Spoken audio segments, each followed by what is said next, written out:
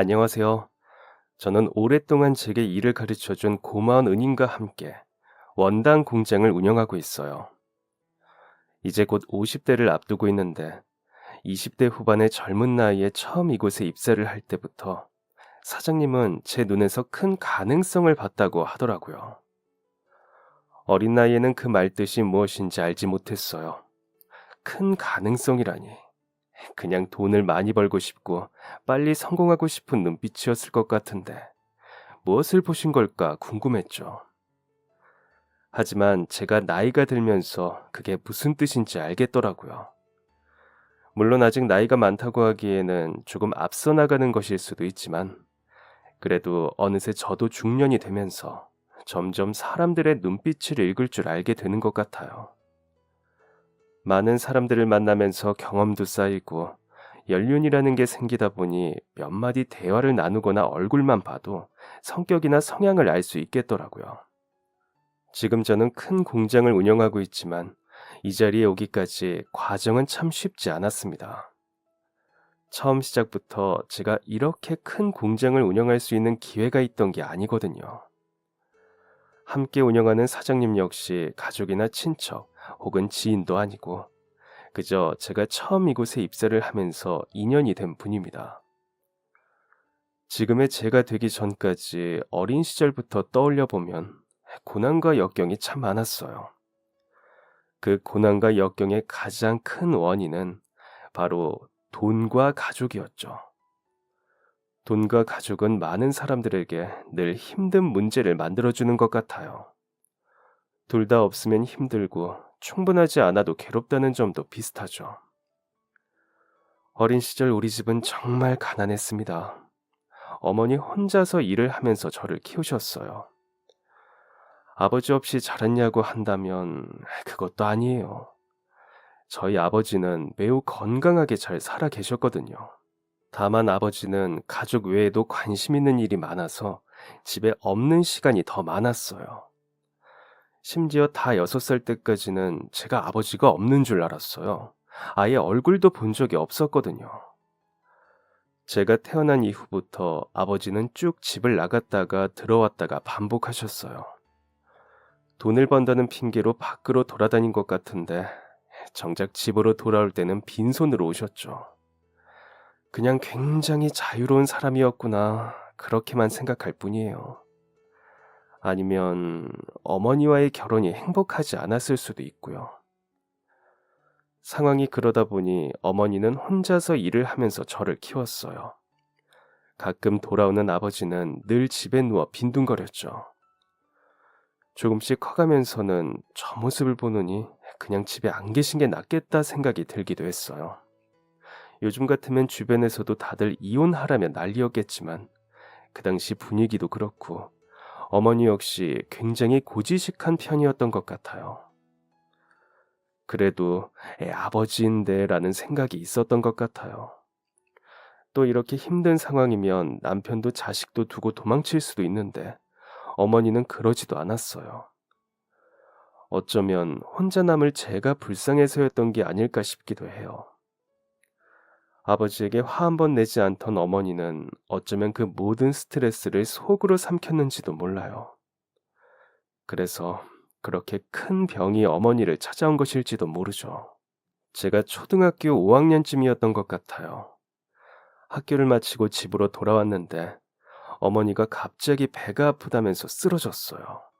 너무 놀라서 얼른 주인집에 달려가 아주머니에게 저희 어머니가 쓰러졌다고 알렸고 구급차를 불러주셔서 바로 병원으로 모실 수 있었죠. 병원에 도착해서 검사를 받아봤더니 급성 당나명이 심해져서 복막염이 나타났다고 하더라고요. 그동안 종종 배가 이렇게 아주 아팠을 거라고 하는데 어머니는 그냥 소화가 잘 안 되어서 그런가 보다 싶어 소화제와 진통제를 먹으면서 참았다고 해요. 이대로 두면 사망에까지 이를 수 있다고 병원은 수술을 권했어요. 어머니는 어른들끼리 논의할 게 있으니 저에게 음료수를 사오라면서 동전을 주시더라고요. 자리를 떠나고 싶지 않았지만 얼른 가라며 엉덩이를 손으로 미는 바람에 어쩔 수 없이 저는 복도에 있는 자판기로 향했어요. 평소라면 마시는 음료수를 먹을 기회에 신이 났을 텐데 그 순간은 전혀 기쁘지 않았어요. 어머니의 병이 어느 정도인지, 수술은 할 수 있는지, 언제 받을 수 있는 건지, 앞으로 다시 건강해질 수 있는지 등등 머릿속에 온갖 고민이 떠올랐거든요. 그리고 그날 제가 자리를 비운 사이 엄청난 이야기들이 오고 갔다는 것을 알지 못했어요. 그때 어머니가 어떤 결정을 내렸는지는 그로부터 몇 주 이내에 알 수 있었거든요. 그 후로 병원에서 나온 어머니는 괜찮다라는 이야기만 했어요. 저는 걱정이 되었지만 할 수 있는 게 없었죠. 그저 학교가 끝나면 얼른 집으로 달려가 어머니가 괜찮은지 살펴보는 것뿐이었어요. 어머니는 집 근처에 있는 식당에서 일을 했는데 쉬는 날을 빼고는 수업이 끝나자마자 항상 그곳으로 달려갔어요. 어머니가 일을 하고 있으면 그 모습을 보고 안심을 하고는 했죠. 그런데 병원에 다녀온 지 몇 주 후 갑자기 교실 창문으로 익숙한 얼굴이 보였어요. 어머니가 병원에 갔을 때도 집에 없었던 아버지였죠.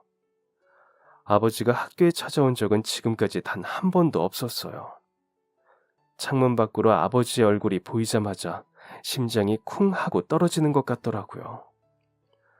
평소와 다른 일, 아니 상상도 할 수 없는 일이 일어나고 있었으니 놀랄 수밖에요. 그리고 그 불안함은 딱 맞아 떨어졌어요. 담임 선생님은 아버지와 이야기를 나누더니 저에게 밖으로 나오라는 손짓을 하더라고요. 아버지의 손을 잡고 학교를 빠져나가 도착한 곳은 장례식장이었어요. 어떤 방 같은 곳으로 들어가니 거기에는 어머니의 사진이 액자에 담겨 있었죠. 오늘 오전에 너희 엄마가 일하러 가다가 사망했다. 병원에서 얼마 전에 수술을 받으라고 했다는데 돈이 없어서 수술을 못 받았다고 하더구나. 돈이 없어서 수술비가 없어서. 집세도 겨우 내고 있던 우리 집 형편에 수술비는 정말 부담이었어요. 거의 하루 벌어 살고 있던 형편에 수술은 가당치도 않았죠. 그래서 결국 어머니는 수술을 포기했어요. 그 대신 자기가 세상을 떠나기 직전까지 식당으로 일을 하러 나가려고 했죠. 그 당시 우리 집은 정말 돈이 없어서 장례도 제대로 치르지 못했어요. 어머니 장례를 하루 만에 끝냈거든요. 산소를 알아봤는데 그마저도 전부 비싸서 어쩔 수 없이 화장을 하고 유골은 집으로 가지고 왔어요. 저는 그걸 마치 보물이라도 되는 듯이 품에 안고 지냈죠. 돈이 없어서 수술을 받지 못해 어머니가 돌아가신 일은 제 가슴에 깊은 흉터를 남겼어요. 눈을 뜨고 있을 때도 잠이 들 때도 돈 때문에 어머니가 돌아가신 게 잊히지 않더라고요. 나중에 제가 크고 나서 인터넷에도 찾아보고 병원에도 물어보니 급성 당나명은 수술만 잘 받고 관리만 하면 충분히 살 수 있는 병이라고 하더군요. 수술비도 300만 원이 채 되지 않는다고 하는데 그 돈이 없어서 어머니를 떠나보내야 했다니 생각하면 할수록 속이 쓰려요. 아버지에게라도 부탁을 하거나 주변에라도 돈을 빌려서 수술을 받을 수 있었다면 아직도 어머니는 살아 계셨을지도 몰라요. 어머니 일로 정신을 차리신 건지 아버지는 갑자기 동네 근처 공장에서 일을 구했어요. 진작 그랬다면 어머니가 그렇게 허무하게 떠나지도 않았을 텐데. 하지만 이미 벌어진 일을 후회해도 늦었죠. 아버지는 한동안 열심히 일을 하더니 제가 중학교 입학을 할 때쯤 갑자기 어떤 여자분을 데려왔더군요. 인사해라. 네 새엄마 될 사람이다. 여기는 이 사람 아들. 이번 주말부터 새 집 얻어서 같이 살 거다. 대뜸 재혼한다는 거예요. 저에게 한마디 말도 없었고 의사를 물어보지도 않았죠. 정말 전혀 예상하지 못한 순간에 갑자기 새엄마라면서 소개하는데 너무 황당해서 말도 제대로 나오지 않더라고요. 역시나 그때도 제가 결정할 수 있는 일은 아무것도 없었어요. 아버지의 재혼을 제가 감히 말릴 수도 없었고, 새엄마랑 산다는데 싫다고 말할 수도 없었죠. 만약 그때 싫다고 이야기했다면 아버지는 재혼을 모르는 대신 저를 보육원에 보냈을 거예요. 그렇게 싫다는 말 한마디, 다시 생각해보라는 이야기도 하지 못하고 저는 그 주 주말부터 낯선 아주머니와 남자아이 한 명과 살기 시작했어요. 솔직히 말하면 아버지도 거의 집에 계시지 않다가 어머니가 돌아가신 후 갑자기 같이 살게 된 거나 다름없어서 새엄마랑 사는 것도 크게 불편하지는 않았어요. 아버지나 새엄마나 저에게는 둘 다 낯선 사람들이었거든요. 낯선 사람과 함께 사는 건 괜찮았는데 문제는 다른 데 있었어요. 신데렐라나 콩쥐팥쥐에선 늘 나오는 것처럼 새엄마도 전형적인 계모였거든요. 대놓고 저를 구박하거나 괴롭히는 것은 아니었지만 은근하게 따돌리는 기분이 들더라고요. 처음에는 저도 가족에 대한 애정이 없고 그냥 서로 모르던 사이니까 낯설어서 그랬겠지 하고 넘겼는데 시간이 지날수록 눈에 띄게 자기 아들과 차별하는 게 느껴졌어요. 2교대 근무를 하는 아버지는 결혼 후에는 가정에 대한 책임감이 생겨서 그런지 더 열심히 일을 하느라 집에 거의 들어오지 않았어요. 어쩌다 집에 와서도 항상 새엄마와 남동생을 데리고 외출했고요. 이전 결혼에 대한 실패로 아내를 잃어서인지 아니면 이번에는 정말 자기가 원하던 여자 만나서 그런지 전과는 전혀 다른 모습이었어요.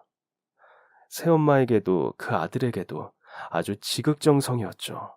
제가 친자식이 맞나 싶을 정도로요. 아버지도 저를 챙기지 않아서 그런지 새엄마의 차별은 점점 더 심해졌어요. 어느 날은 집에 돌아왔는데 호떡을 사와서는 자기 아들만 먹이더라고요. 내 것도 있나 싶어서 슬쩍 다가가 보니 남은 건 아버지 오시면 드릴 거라면서 치워버렸어요. 와, 먹는 거 가지고 치사하게 차별을 하나 싶다가도 넉넉하지 않은 형편에 자기 자식 먼저 챙기고 싶겠지 하면서 애써 이해해 보려고 했어요. 그런데 그냥 자꾸 넘어가서 그런지 날이 갈수록 심해지더니 언젠가부터는 아버지가 집에 계시지 않는 날이면 밥을 먹을 때 제 건 쏙 빼버리더라고요. 남동생이랑 새엄마 밥만 올려져 있길래 제 수저를 들고 앉으려고 했더니 밥이 없다라고 하길래 밥솥을 열어보니 정말 텅 비어 있었어요.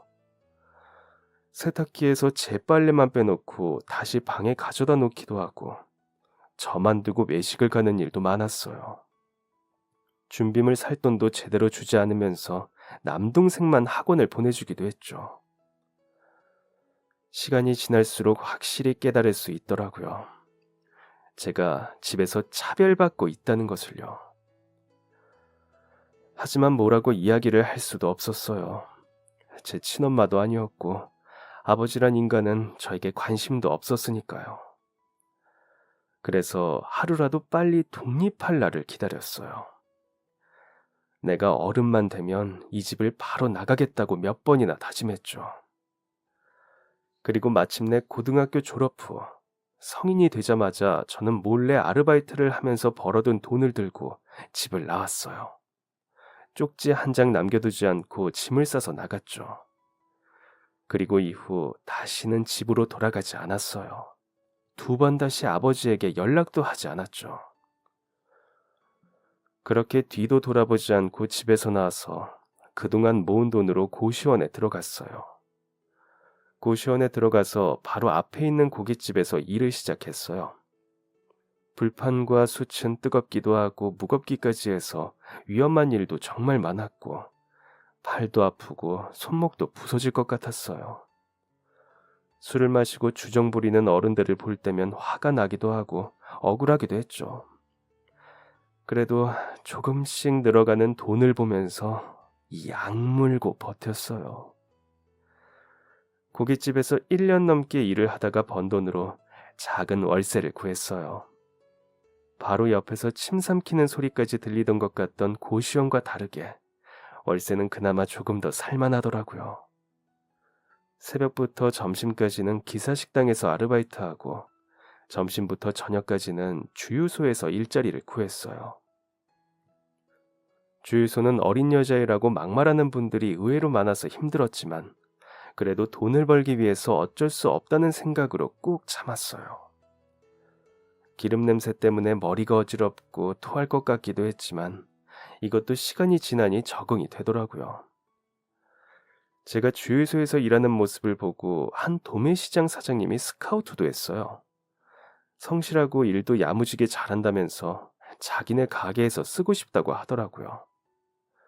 새벽부터 아침까지 하는 일인데 돈도 주유소보다 더 많이 주길래 얼른 옮겼죠. 주유소, 식당, 횟집, 독서실 총무, 도매시장, 건물 청소 등 안 해본 일이 없었어요. 잠깐의 시간을 활용하기 위해서 새벽에 녹즙 배달도 해봤어요. 그렇게 열심히 일을 하면서 돈을 모으던 중 한 원단 공장에 일을 하게 되었어요. 기본급도 꽤 많았는데 숙식을 모두 제공해준다고 하길래 돈을 더 빨리 모을 수 있겠다 싶었죠. 그동안 많은 아르바이트를 해봤지만 공장 일은 처음이라 면접을 보러 갈 때 혹시 뽑히지 않으면 어떡하지? 걱정이 좀 들기도 했어요. 제가 나이도 어리고 공장 경력도 없지만 그동안 보시면 아르바이트 경험이 많습니다. 힘쓰는 일도 웬만한 다른 남자 직원들처럼 할 수 있고 그동안 감기도 걸린 적 없을 만큼 튼튼해요. 체력도 자신 있고 끈기도 자부할 수 있습니다.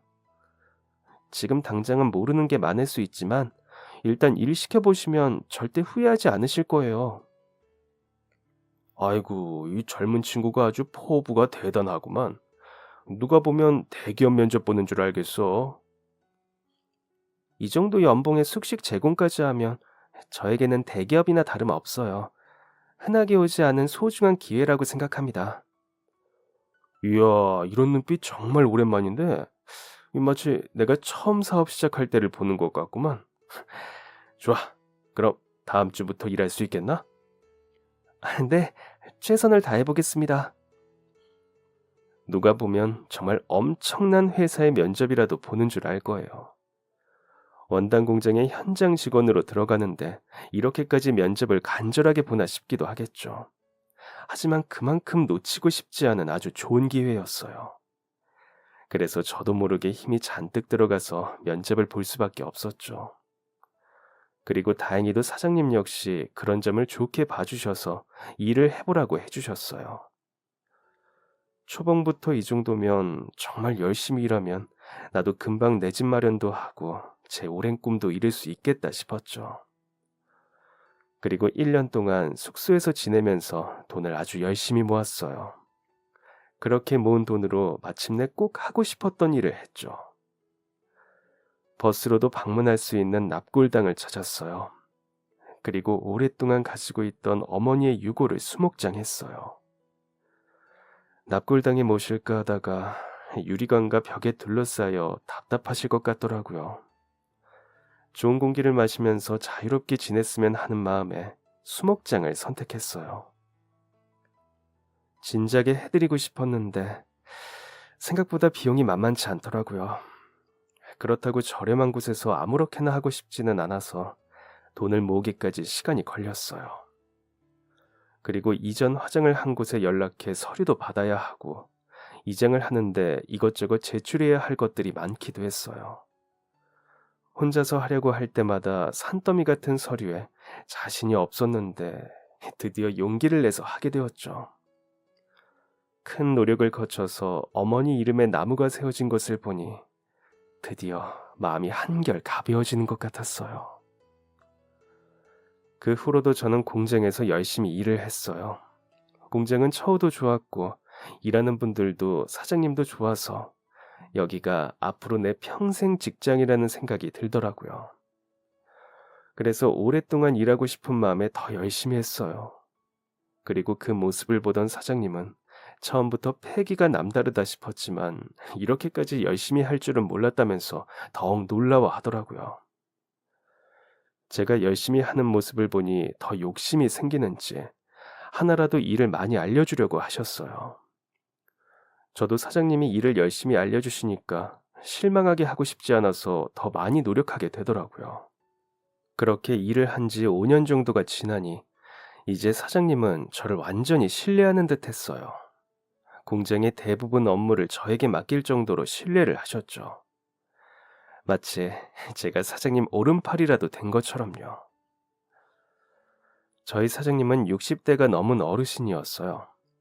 공장에서 제공하는 숙식 제공 중 식사는 사장님 아내분이 음식을 맡아서 하고 계시고요. 두 분은 젊은 시절 공장에서 만났는데 같이 열심히 돈을 모아 자신들이 일하던 곳을 샀다고 하더라고요. 너를 처음 봤을 때 그때 내 모습이 보였어.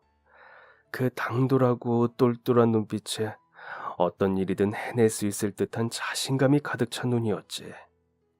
그리고 무엇보다 가능성이 보였어.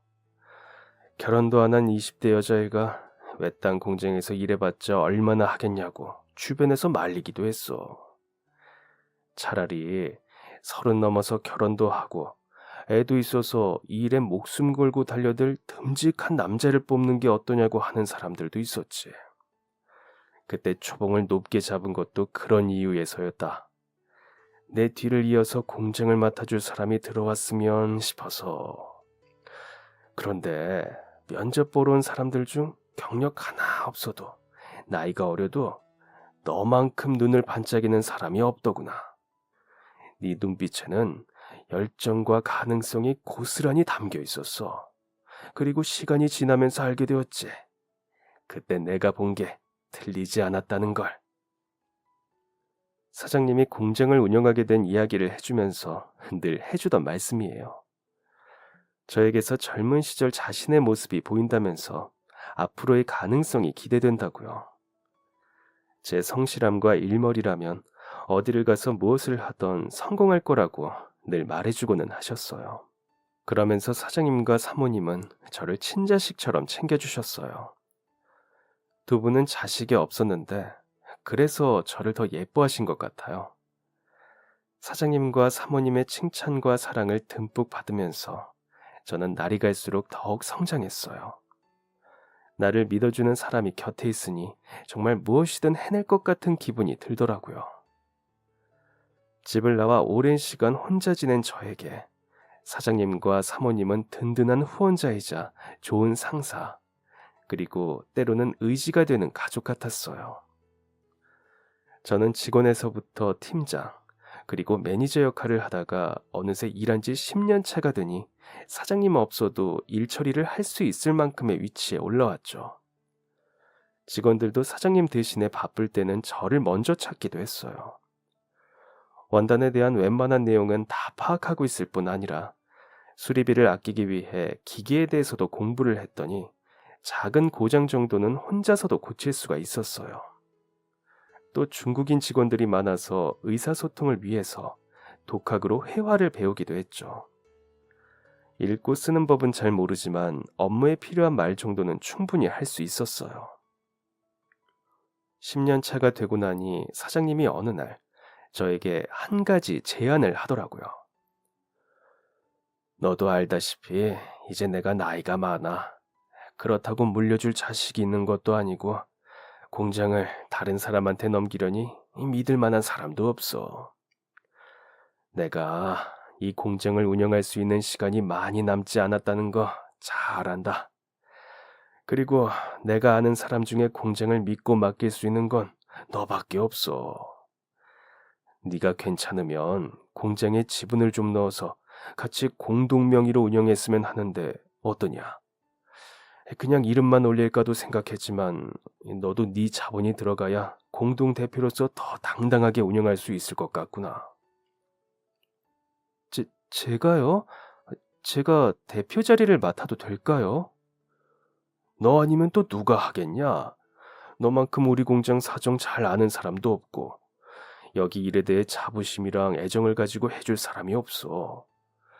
외부 사람한테 넘기면 돈 좀 받고 팔아버릴 수 있겠다 싶어서 영 불안하기도 하고 아무리 생각해도 네가 딱 적임자야.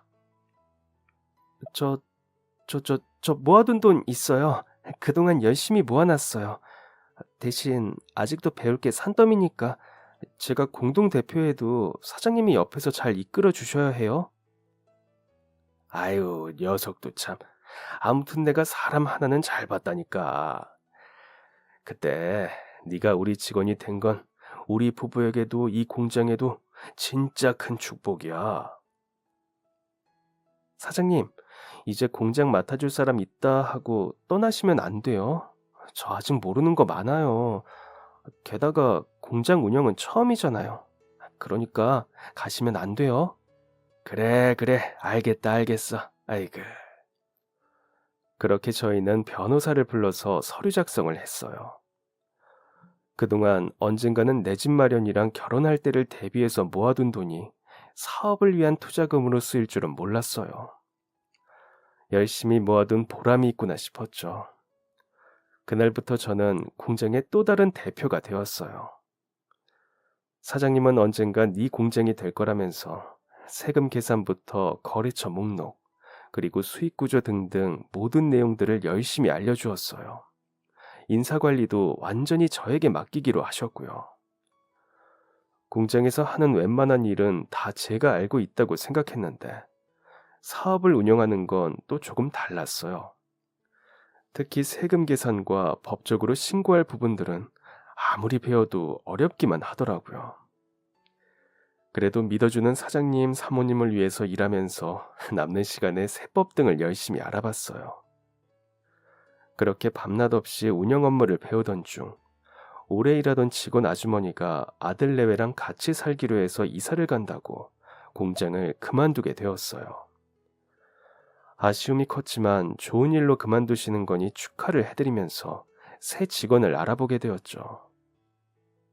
제가 그랬던 것처럼 누구에게나 기회를 주고 싶어서 나이 제한을 크게 두지 않고 공고를 냈어요. 꽤 많은 분들이 지원을 해주었고 그 중에 유독 눈에 띄는 친구가 하나 있더라고요. 21살, 이제 막 성인이 된 아주 어린 친구였어요. 중학생 때부터 아르바이트 경력이 많은 그 아이를 보니 왠지 처음 이곳에서 면접을 봤을 때의 제가 떠오르더라고요. 저는 면접을 보기 위해서 그 친구를 불렀고 약속 시간보다 30분이나 일찍 와서는 공장 마당에서 기다리고 있었어요. 어머, 왜 이렇게 일찍 왔어요? 처음 오는 곳이라서 혹시 늦을까 봐요. 밥은 먹었어요? 마침 점심시간 아직 안 끝났는데 괜찮으면 같이 밥 먹을래요? 우리 공장 밥도 진짜 맛있거든요. 혹시나 늦을까 봐 30분이나 일찍 왔다는 그 친구의 말에 벌써 호감이 생겼어요. 그리고 마침 점심시간이 아직 남아서 공장 안으로 데리고 들어갔죠.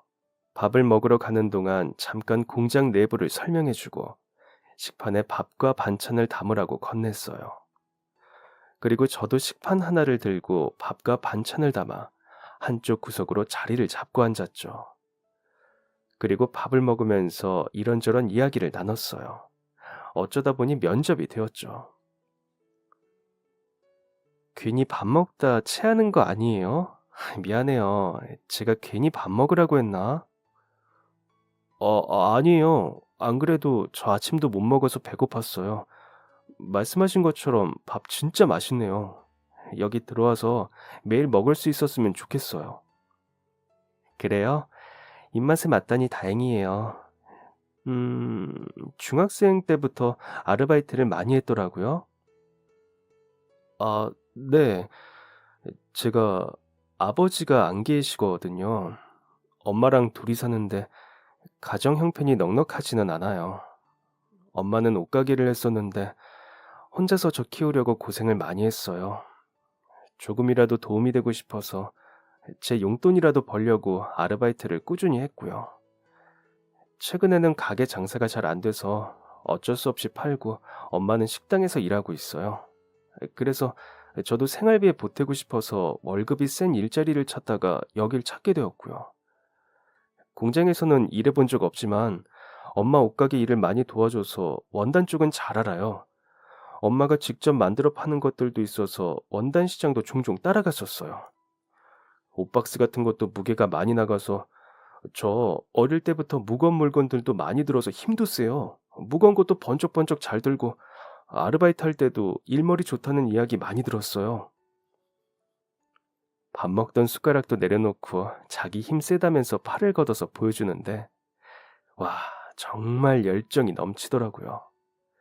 반짝거리는 눈을 보고 있으니 사장님이 처음 제가 면접을 보러 왔을 때 봤던 눈빛이 무엇인지 이해할 수 있었어요. 그 친구의 반짝거리는 눈빛이 딱 그때 제 모습 같더라고요. 그래서 저는 밥을 다 먹고 나서 바로 채용을 하겠다고 했어요.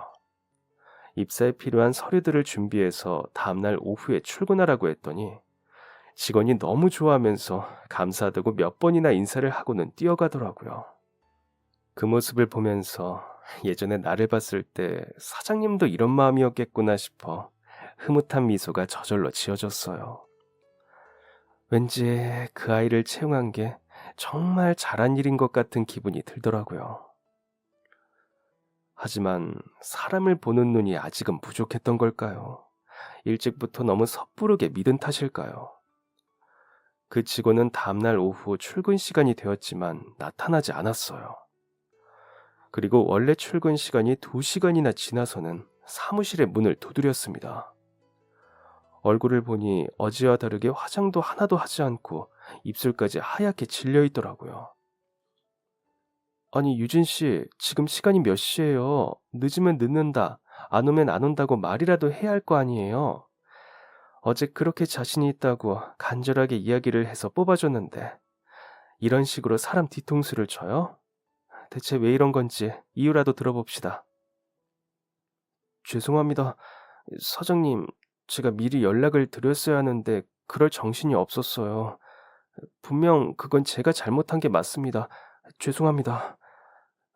그런데 염치 없는 거 아는데 제가 다른 부탁을 할 곳이 없어서 월급 1년치 정도 갑을 해주세요. 그러더니 직원은 갑자기 제 앞에서 무릎을 꿇었어요. 그리고 고개를 푹 숙이면서 떨리는 목소리로 말을 했습니다. 저희 어머니가 조금 전에 오늘 오전에 응급실에 실려갔어요. 심장 쪽이 좋지 않아서 관상동맥 우회술이라는 수술을 받아야 한다는데 제가 수술비가 없어요. 보험 가입해둔 것도 하나도 없고 혈관 2개를 수술해야 한다는데 지금 검사비만 해도 어마어마해요. 입원비까지 해서 1,000만 원 정도 나올 수 있다는데 우리 집 친척도 없고 저도 친구도 별로 없고 그렇게 큰 돈을 빌릴 수 있는 친구는 더더욱 없어요. 그러니까 제발 한 번만 도와주세요. 어머니 수술만 끝나고 나면 정말 열심히 일해서 갚을게요. 꼭 1,000만 원 다 갚을 해주지 않으셔도 500만 원이라도 염치 없지만 제가 부탁드릴 곳이 여기밖에 없어요. 계약서나 뭐 증거가 필요하시면 제가 다 쓸게요. 제발 부탁드려요. 앞으로 정말 열심히 일할게요. 부디 갑을 좀 해주세요. 직원은 무릎을 꿇고 두 손을 싹싹 빌면서 애원을 했어요. 갑작스럽게 1년치의 금액을 가불해달라는 이야기에 너무나 놀랐는데 그 뒤에 나온 사연이 더 놀랐어요. 어머니가 수술을 받아야 한다는데 돈이 없다니. 문득 그 모습을 보니 제 어릴 때 트라우마가 생각이 나더라고요. 아직 출근도 하지 않은 회사까지 와서 이런 부탁을 할 정도라면 주변에 부탁할 사람이 얼마나 없던 것일까 싶더라고요. 아버지도 없다던 그 아이의 우는 모습이 자꾸만 제 어린 날과 겹쳐 보였어요. 하지만 1,000만 원이라는 돈은 너무나 큰 금액이었어요. 그것도 하루도 출근하지 않은 직원에게 선뜻 내어주기에는 굉장한 금액이었죠. 오래 일한 직원에게도 가불은 쉽지 않은데 아직 일도 시작하지 않은 친구를 어떻게 믿고 그렇게 큰 비용을 줄 수 있을까? 물론 사연은 너무 안타까웠지만 제 마음과 달리 머릿속은 계속해서 계산기를 두드리고 있었어요. 하지만 머릿속 계산기를 두드리려고 애써도 자꾸만 돈이 없어 어머니의 수술도 못한 채 장례를 치러야 했던 제 모습이 떠오르더라고요. 아무리 이성적으로 생각하고 판단을 하려고 해도 그럴 수가 없었어요. 지금 제 눈앞에 울고 있는 사람이 직원이 아니라 마치 어린 날의 저를 보는 것 같았거든요. 제 마음속에 아직도 깊게 팬 그 흉터가 자꾸만 아파져 오는 것 같았어요. 아무 말도 하지 못한 채 한참을 고민하다가 저는 우선 직원을 자리에서 일으켰어요. 그 돈 내가 계좌로 보내줄게요. 유진 씨 믿고 주는 거예요. 그리고 어머니 수술 받고 회복하는 것까지 보고 나와요. 정식으로 출근하는 건 열흘 뒤로 할 테니까 혹시나 그때도 나오기 힘들면 언제든 말해요. 그리고 아직 수술 시작도 안 했는데 벌써 이렇게 울면 어떡해. 앞으로 간병하려면 유진 씨가 힘을 내야지. 얼른 병원 가봐요. 가서 수술 진행해요. 직원의 사연을 듣고 차마 그냥 지나칠 수 없었어요. 회사 돈으로 가부를 선뜻해 주기에는 어려운 점이 있기에 제가 직접 주기로 결정했어요. 혹시나 이 모든 게 거짓말이거나 이 친구가 돈을 받은 후 출근을 하지 않거나 모른 척을 한다면 그건 그 나름대로 사회에 대해 한 번 더 배운 거라고 생각하기로 했어요. 우선은 정말 어머니의 수술이 달린 큰 문제일 수 있기 때문에 직원을 믿고 돈을 빌려주기로 했죠. 제가 처음 봤던 직원의 그 눈빛과 여기까지 찾아와서 그런 부탁을 한 간절함을 믿어보기로 했어요. 그리고 일주일쯤 지났을 때 여직원으로부터 연락이 왔어요. 수술 후 어머니가 면역력이 좋지 않아 중환자실에 들어갔다가 겨우 안정이 되어 다시 일반 병실로 옮겨졌다고 하더라고요. 제 덕분에 수술도 잘 받고 입원을 할 수 있었다면서 감사하다는 인사도 함께 보내왔어요. 그리고 약속한 날짜에 이번엔 무조건 출근을 하겠다고 했더라고요. 눈물을 흘리며 가부를 해달라고 찾아온 이후 열흘이 지났어요. 출근을 하기로 한 날 정말 나타날까 내심 마음을 졸였는데 근무 시작 30분 전 사무실 문을 두드리더라고요. 안녕하세요, 사장님. 서류도 제출하고 인사도 드릴 겸 조금 일찍 나왔어요. 유진 씨, 진짜 왔네요. 어머니는 괜찮아요? 아직 옆에서 봐드려야 하는 거 아니에요? 어머니는 아직 절대 안정이 필요하다고 해서 쉬고 계세요. 그 전에 건강 상태가 좋지 않아서 수술은 잘 끝났지만 회복하는 데 시간이 걸릴 것 같다고 하네요. 그래도 사장님 덕분에 수술은 잘 받을 수 있었어요. 다시 한번 정말 감사드립니다. 그리고 할아버지가 봐주고 계셔서 제가 자리 비워도 괜찮아요. 할아버지요? 유진 씨, 다른 가족 없다고 하지 않았어요?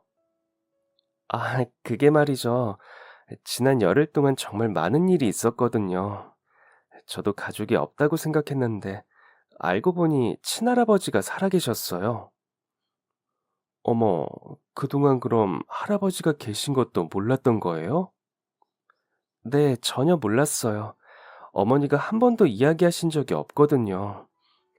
이번에 도움받을 곳이 없을까 해서 집안을 막 찾아보다가 서랍 안쪽에 웬 박스 하나가 숨겨진 걸 봤어요.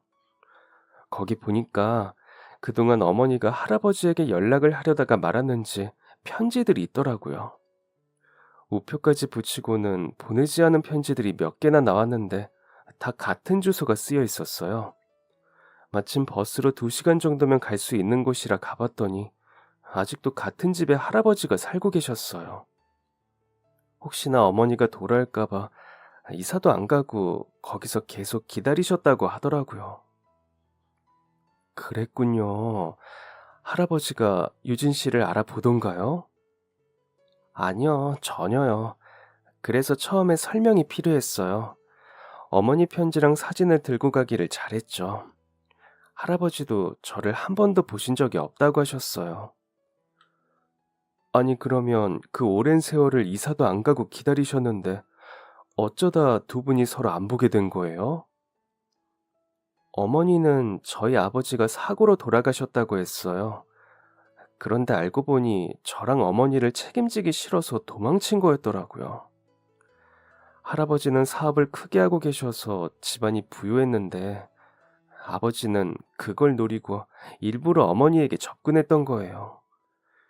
할아버지는 아버지가 처음부터 마음에 들지 않았고, 그래서 두 사람을 떼어놓으려고 했지만, 오히려 제가 생겨버린 거죠. 아이가 생기면 할아버지가 더 이상 반대하지 못할 거라고 생각했는데, 그렇지 않았어요. 어머니는 아버지가 자신의 재산에 관심 있던 것도 모르고, 같이 잘 살아보자고 도망쳤는데, 집안 도움 없이 가정을 꾸리자는 어머니 이야기에 아버지가 그대로 도망친 거예요. 혼인신고도 하지 않고요. 동네 아버지가 다시 나타나서 할아버지가 어떻게 된 거냐고 따져 물었더니 그제야 사실을 털어놓더래요. 어머니가 지내고 있었다는 여관으로 찾아가 봤는데 이미 떠나고 없었다고. 그 후로 주변을 수소문했지만 소식을 들은 사람이 없었다고 하더라고요.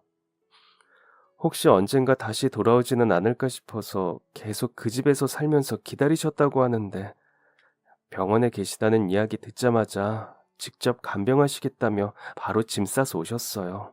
21년 만에 다시 만나서 두 분이 엄청 울기도 많이 울고 이야기도 많이 나누고 서로 오해했던 점도 풀고 사과도 하면서 잘 마무리됐어요. 세상에 그런 일이 있었다니 정말 다행이네요. 며칠 사이에 그런 엄청난 일이 있었다니 유진 씨도 어머니 곁에서 고생 많았어요. 아니에요. 사장님께서 갑을 해주신 덕분에 저희 어머니랑 제가 여기 있을 수 있게 됐어요.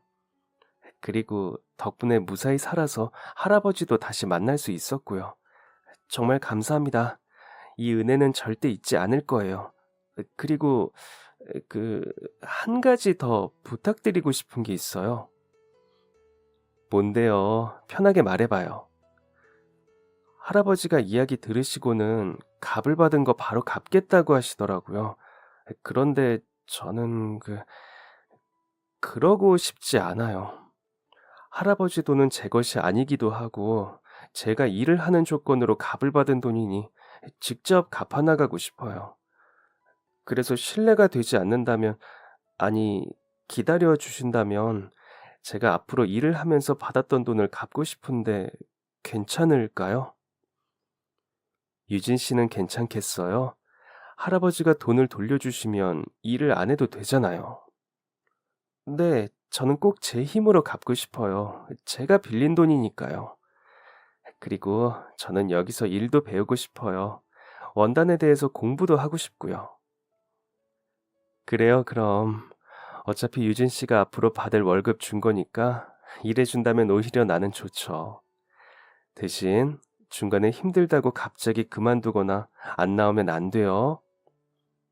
네, 그건 진짜 자신 있어요. 제가 책임감이 정말 좋거든요. 감사합니다, 사장님. 감사합니다. 일도 부지런히 배우고 열심히 하겠습니다. 감사합니다. 그렇게 직원은 그날부터 정식으로 우리 공장에서 일을 하게 됐어요. 제가 가능성을 봤던 그 눈빛은 일을 하면 할수록 틀리지 않았다는 것을 증명해 주더라고요. 일머리도 좋아서 금방 배우고 가르치지 않았는데도 센스 있게 해내는 게 기특했어요. 또 성격도 서글서글하니 좋아서 같이 일하는 아주머니들도 엄청 예뻐하더라고요. 무엇이든지 열심히 배우려고 하고 눈을 반짝거리면서 하나라도 놓칠까봐 꼼꼼하게 살펴보고 따라하는데 정말 열정이 넘쳤어요. 그 후로는 단 한 번도 무단으로 지각을 하는 일도 없었고 결근을 한 적도 없는데요. 출근 시간보단 늘 미리 와서 작업복을 갈아입고 여유롭게 일을 시작하는 것은 물론 퇴근 시간이 지나도 자기가 맡은 업무가 끝나지 않으면 끝까지 남아서 하고 가더라고요. 자신의 시간에 다 못한 것은 능력이 부족해서라며 아직 일이 끝나지 않았는데 쌩 하고 가버릴 수가 없다고 하면서요. 그래서인지 일도 금방 배우고 실력도 빠르게 성장을 했어요. 누가 보면 몇 년이란 베테랑 직원이라고 오해를 할 정도였죠. 어머니도 건강을 많이 회복하셔서 퇴원을 했고 병원을 정기적으로 다니면서 관리를 하고 있다고 하는데 그 후로 후유증이나 합병증도 아직 나타나지 않았다고 하더라고요. 몸이 어느 정도 회복을 하면서 할아버지 사업을 도우며 다시 의류 쪽으로 일을 하신다고 하는데요. 직원이 일한 지 1년 정도 되었을 때 할아버지 어머니가 감사 인사가 늦었다면서 공장으로 찾아오셨더라고요. 사무실에서 같이 이야기를 나누면서 제 목숨을 살린 은인이라고 고마워하시는데 과분한 대접인 것 같아 부끄럽기도 했어요. 할아버님은 자기 딸을 살려줘서 정말 고맙다면서 자신의 손녀까지 힘든 상황에서 구해줬다며 꼭 감사 인사를 하고 싶다고 하며 서류 봉투를 내밀었어요. 이건 이게 정말이에요? 저는 서류 봉투를 열어보고 깜짝 놀랐어요. 거기에는 엄청난 금액과 물량이 적힌 계약서가 들어있었거든요. 우리 공장도 꽤 이름 있는 곳들과 거래를 하고 있지만 이건 전에 본 적도 없는 엄청난 물량과 금액의 제안이었어요. 너무 놀라서 입이 다물어지지 않는데 보니까 오래전부터 제가 꼭 같이 거래하고 싶었던 아주 유명한 의류 브랜드더라고요.